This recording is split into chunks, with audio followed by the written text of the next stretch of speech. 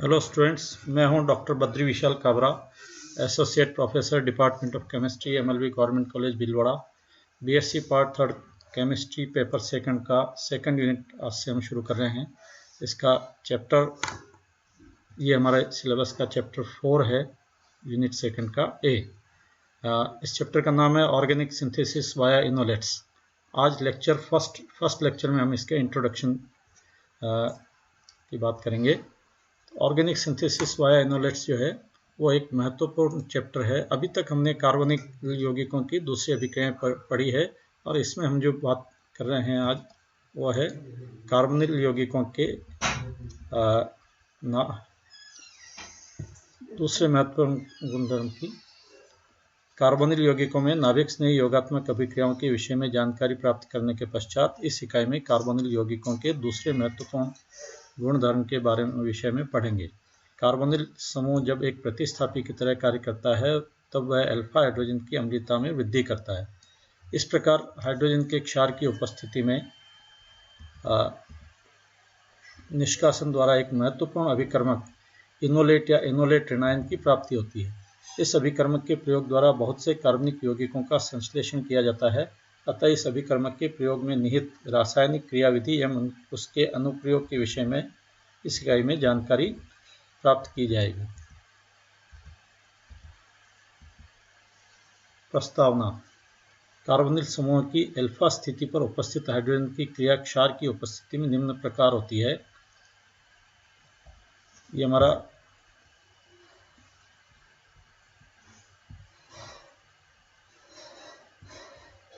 हमारा carbonyl compound है।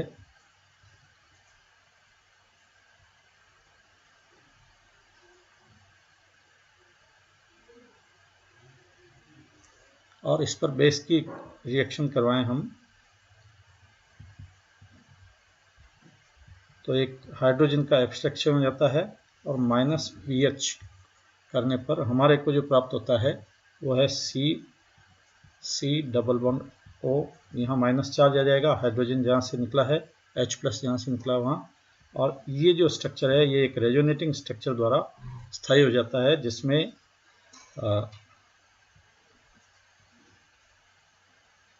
C ये जो इलेक्ट्रॉन पेयर है ये इन दोनों के बीच में आ जाता है और ऑक्सीजन पर ये जो पाई बॉन्ड है ये ऑक्सीजन पर ब्रेक होकर के ऑक्सीजन पर नेगेटिव चार्ज आ जाता है।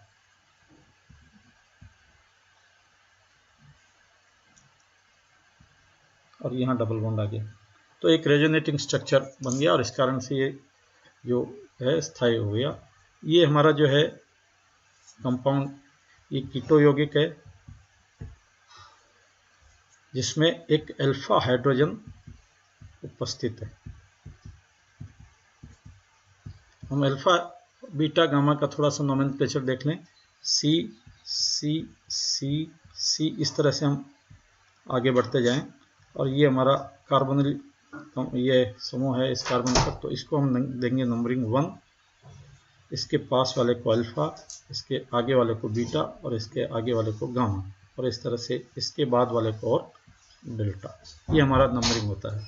तो हमारा कार्बोनिल यौगिक के अल्फा कार्बन पर एक हाइड्रोजन हो तो ये जो कंपाउंड है ये कहलाते हैं अल्फा हाइड्रोजन वाले कंपाउंड। इस प्रकार रेनायन को इनोलेट रेनायन कहते हैं। अब इसको इनोलेट रेनायन कैसे कहेंगे इसकी बात करते हैं। देखिए ये हमारा जो है ये है, इसको हम एक बार वापस यहाँ लिख लेते हैं। C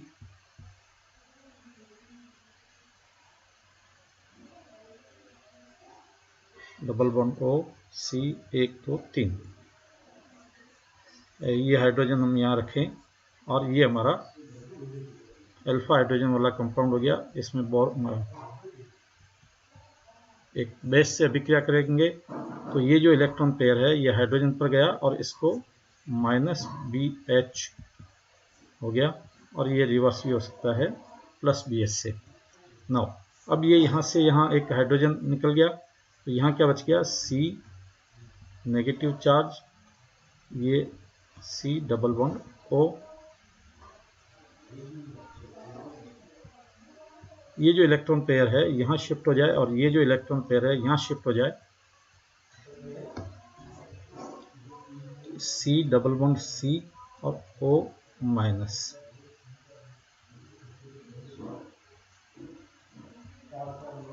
ये जो है ये इस पर यदि एक हाइड्रोजन लगा दिया जाए, H प्लस लगा दिया जाए, तो ये क्या हो जाएगा COH। तो ये हो गया अल्कोहल, जिसको हम रिप्रेजेंट करते हैं ऑल से। और ये जो है डबल बॉन्ड है, ये है हमारा ENE। तो हम, और ये तो हो गया हमारा इनोल।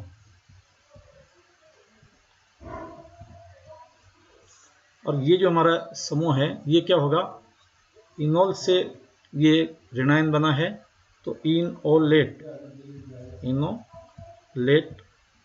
एनायन। और इस कारण से इस चैप्टर का जो नाम है वो है ऑर्गेनिक सिंथेसिस वाया इनोलेट्स। जो हमारा चैप्टर का नाम है वो क्या है, ऑर्गेनिक सिंथेसिस वाया इनोलेट्स। यानी जो इनोलेट्स हैं वो इसका सेंटर पॉइंट है, और ये एक ट्रांजिशन स्टेट इनोलेट्स बनेंगे। ट्रांजिशन स्टेट जो बनेगी वो बनेगी इनोलेट्स की। नाउ हम आगे बढ़ें। यहाँ इस प्रकार ऋणायन को इनोलेट ऋणायन कहते हैं। ये असंतृप्त अल्कोहल के संयुग्मी क्षार होते हैं, ये अस्थायी होते हैं। और संतृप्त अल्कोहल की तुलना में अधिक अम्लीय होते हैं। इसके विपरीत इनोलेट्स इनोल की तुलना में अधिक स्थायी होते हैं, क्योंकि ऋणावेश का विस्थानीकरण ऑक्सीजन पर हो जाता है। देखिए ये हमारा संतृप्त अल्कोहल है CH3CH2OH, और ये हमारा असंतृप्त अल्कोहल है CH2 डबल बॉन्ड CHOH। ये संतृप्त अल्कोहल, असंतृप्त अल्कोहल, ये अधिक स्थायी, ये कम स्थायी।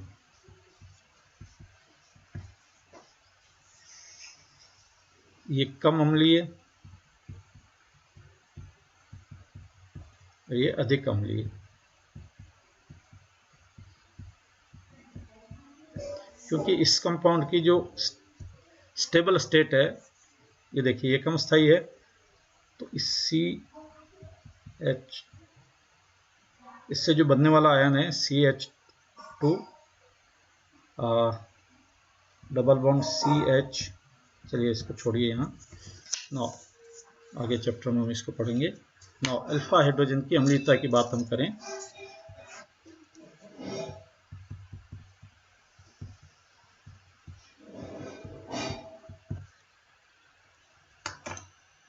अल्फा कार्बन पर उपस्थित अल्फा हाइड्रोजन की व्याख्या निम्न प्रकार से की जाती है।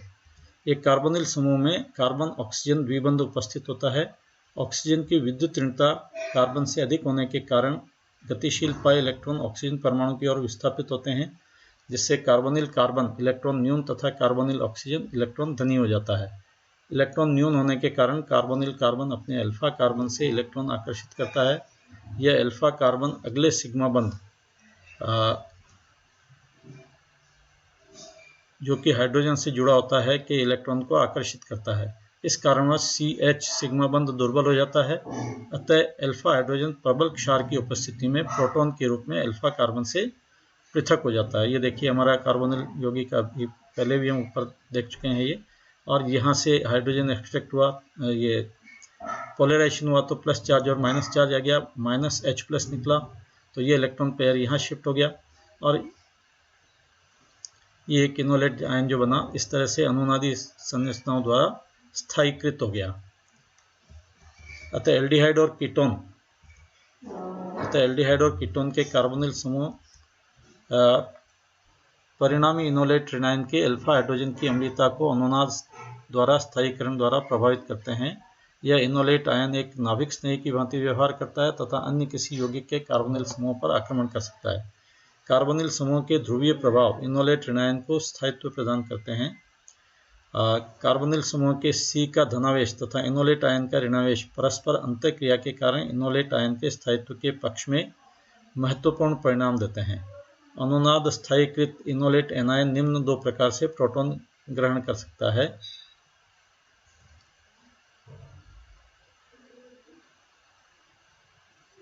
पहला अल्फा कार्बन द्वारा प्रोटीन ग्रहण करके कीटो रूप का निर्माण करता है, और दूसरा यह ऑक्सीजन द्वारा प्रोटीन ग्रहण कर इनोल रूप का निर्माण करता है। ये देखिए जो हमारा अल्फा हाइड्रोजन है इसको हम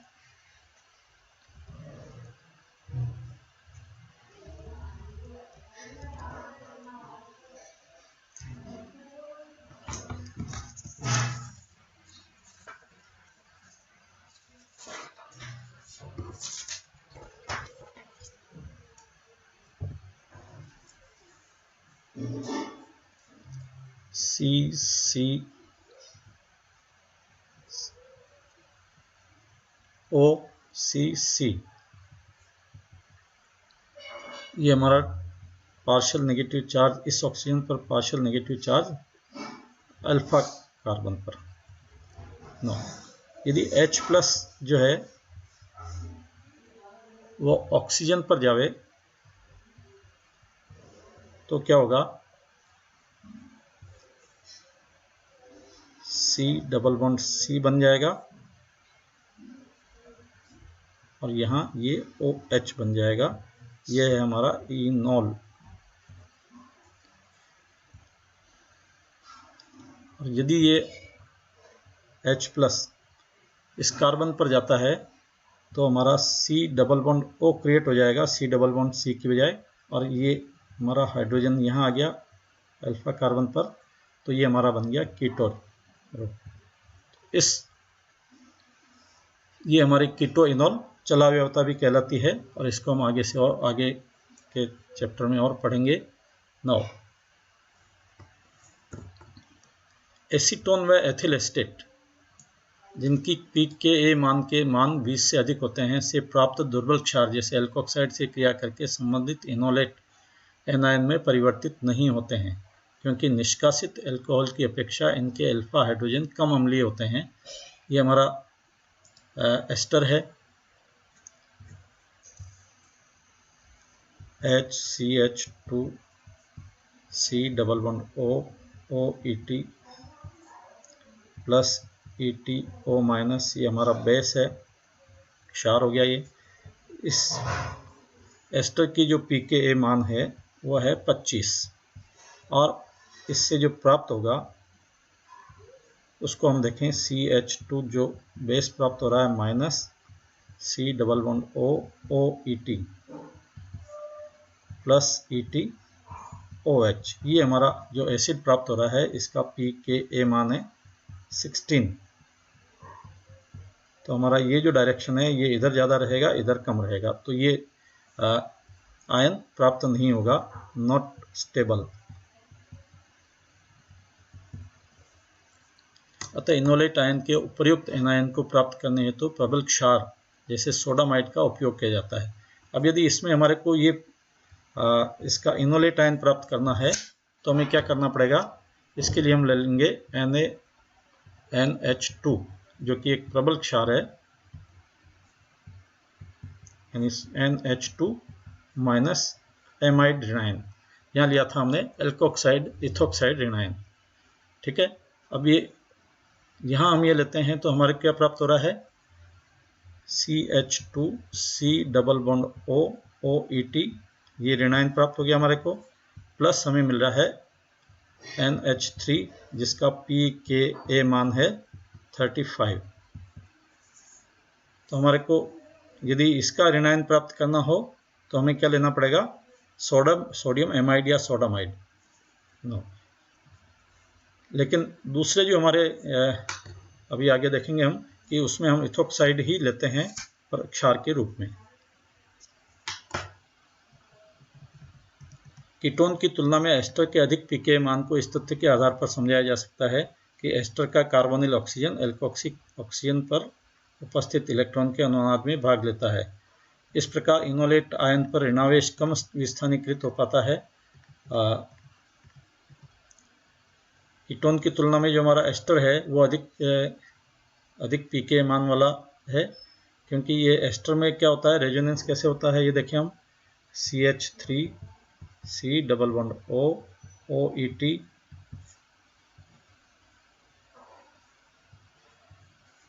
CH3, CO माइनस, ये लोन पेयर यहाँ आ गया, OET प्लस।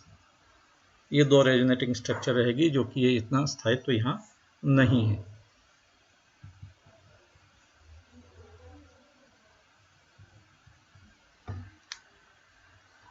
कीटोन के संदर्भ में यदि कार्बोनिल समूह के अल्फा स्थिति पर हैलोजन परमाणु उपस्थित हों, तब ऐसे हेलो कीटोन अधिक अम्लीय हो जाते हैं।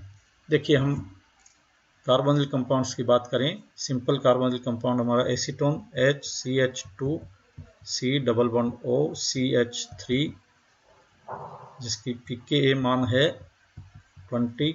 यदि हम इससे एक हाइड्रोजन को क्लोरीन से रिप्लेस कर दें, तो क्लोरीन का जो माइनस आई इफेक्ट है और माइनस एम इफेक्ट जो है, वो क्या करेगा, इसके pKa मान को घटा करके 17 कर देगा, इसलिए ये अधिक अम्लीय हो जाएगा। और यदि 2 क्लोरीन लगा दें,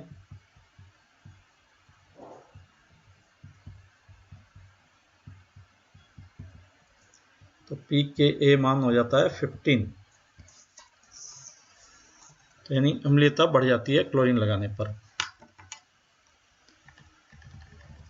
यदि कोई हाइड्रोजन परमाणु 2 कार्बोनिल यौगिकों के मध्य उपस्थित हो, तो यौगिक की अम्लीयता में स्पष्ट वृद्धि होती है, क्योंकि इनोलेट आयन का ऋणावेश दोनों कार्बोनिल समूह द्वारा विस्थानीकृत हो जाता है।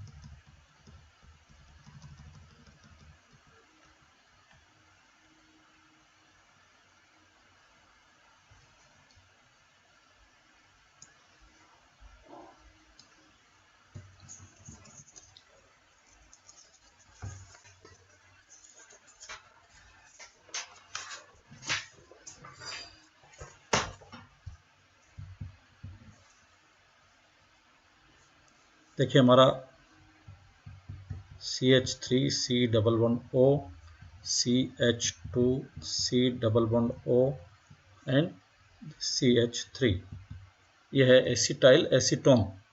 ना इसमें इसका pKa मान है 9। अब ये 9 क्यों है, यानी बहुत अधिक अम्लीय हो गया है ये। इसकी बात करें हम, तो यहाँ ये जो हमारा ये है अल्फा कार्बन, और ये जो है हाइड्रोजन है, ये है अल्फा हाइड्रोजन, जो कि अम्लीय हाइड्रोजन है। नो, इनको रिमूव करें तो हमारा जो ऋणायन बनेगा वो क्या है, ये देखें हम, ये माइनस चार्ज यहाँ आ गया, C double bond O, CH3 plus हमारा हमने यहाँ लिया है ETO माइनस, तो ये निकल गया ETOH, जिसकी pKa वैल्यू की बात हमने पहले की थी। क्या है pKa वैल्यू इसकी, इथेनॉल की pKa 16, तो इसका मतलब ये कम अम्लीय है, और ये हमारा जो एसिटाइल एसीटोन है ये अधिक अम्लीय है।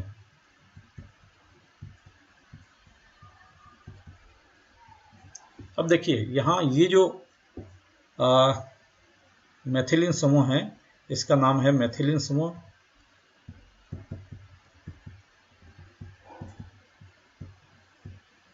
ये 2 कार्बोनिल समूह के मध्य है, ठीक है, और इसलिए ये अम्लीय हो जाता है, और इसको, इस तरह के मेथिलीन समूह को हम कहते हैं सक्रिय मेथिलीन समूह।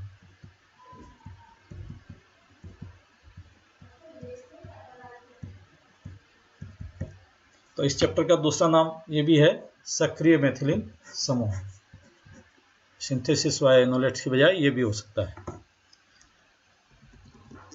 नो, ये जो हमारा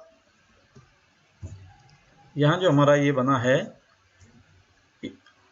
ऋणायन, इसका स्थायित्वकरण की व्याख्या हम करें तो देखिए ये कैसे है, स्थायी हो जाता है CH3, C double bond O, CH minus, C double bond O, CH3,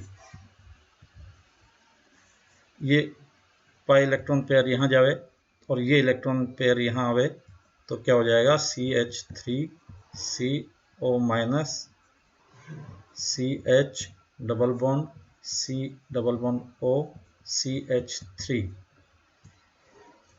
ये इनोलेट बन गया एक तरह का, और इसका जो दूसरी साइड से यही ये होवे सेकंड साइड से तो CH3C double bond O CH double bond C O minus and CH3। तो ये भी हमारा हो गया इनोलेट। ये दो इनोलेट स्ट्रक्चर्स जो हैं इसको स्थायित्व प्रदान कर रहे हैं।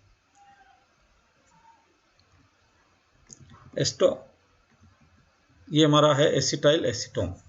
अगला जो सक्रिय मेथिलीन समूह वाला कंपाउंड है वो है acetoacetic ester. Acetoacetic ester CH3C double bond O CH2C double bond O OET। ये हमारा एस्टर समूह है, ये हमारा एसिटाइल समूह है, और ये इसको यहाँ H लगा दें और यहाँ OH लगा दें तो ये हमारा हो जाता है एस्टिक एसिड, यानी ये एस्टिक एसिड का व्युत्पन्न है।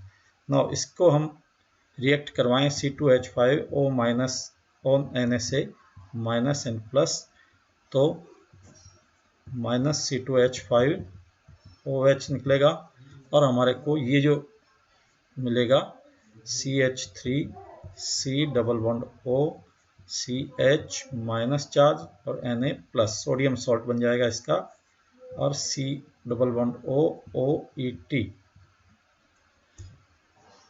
और हमारा जो ये एल्कोहल बन रहा है इसका pKa है 16 और हमारा इसका pKa मान है 11। तो ये अधिक अम्लीय है और हमारा एल्कोहल कम अम्लीय है। इस एस्टिक एस्टर को हम AAE या इथाइल एसिटोएसिटेट के नाम से जानते हैं। शॉर्ट में इनकी जो नाम है वो ये है।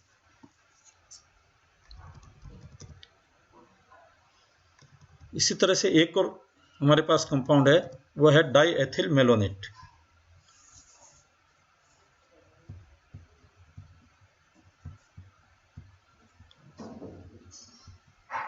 ये हमारे मेलोनिक एसिड का एस्टर है।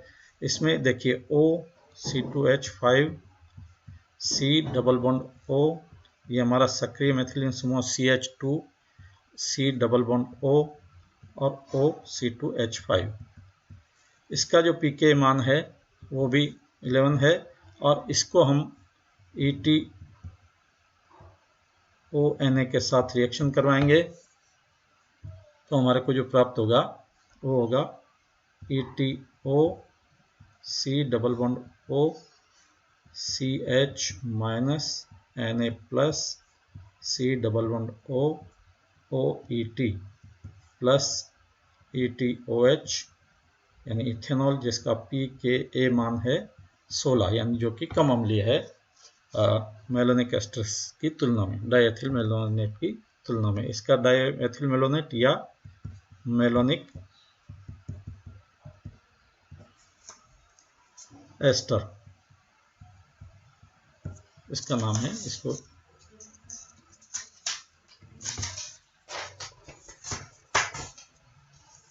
डाईएथिल मेलोनेट को वापस देखें हम, ये CH2 इधर COOET और इधर भी COOET, दोनों तरफ एक ही समूह है। नाउ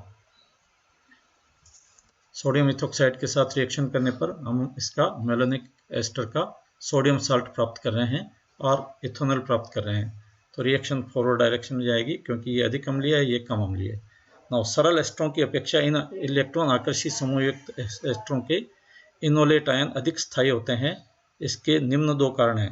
पहला, प्रतिस्थापियों का माइनस आई प्रभाव, दूसरा ऋणावेश द्वारा का 2 से अधिक केंद्रों पर वितरण। अतः एथिल एसीटेट का इनोलेट आयन निम्न 3 अनुनादित संरचनाओं का संकर है।